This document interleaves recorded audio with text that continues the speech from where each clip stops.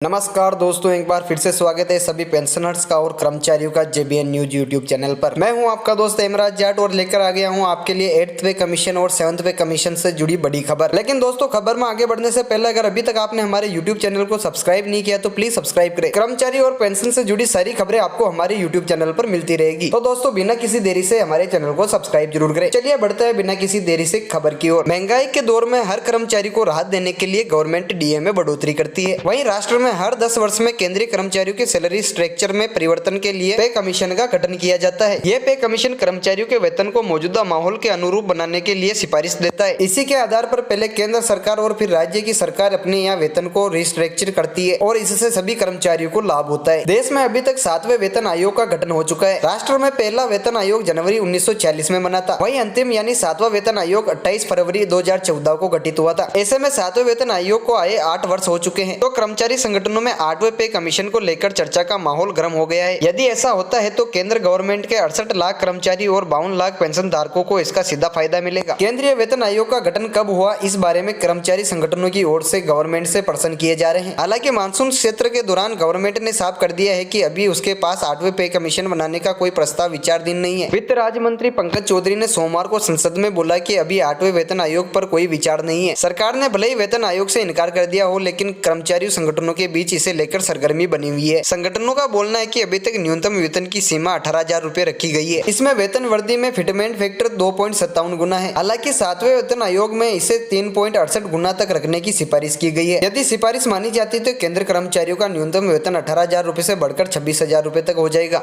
ये बात भी सुनने में आ रही है कि 7वें वेतन आयोग के बाद इसकी परंपरा समाप्त हो जाएगी, यानी इसके बाद 8वां या कोई अन्य नया वेतन आयोग नहीं आएगा। इसके बजाय गवर्नमेंट ऑटोमेटिक इंक्रीमेंट सिस्टम लागू कर सकती है। इसमें सरकारी कर्मचारियों की वेतन वृद्धि अपने आप हो जाया करेगी।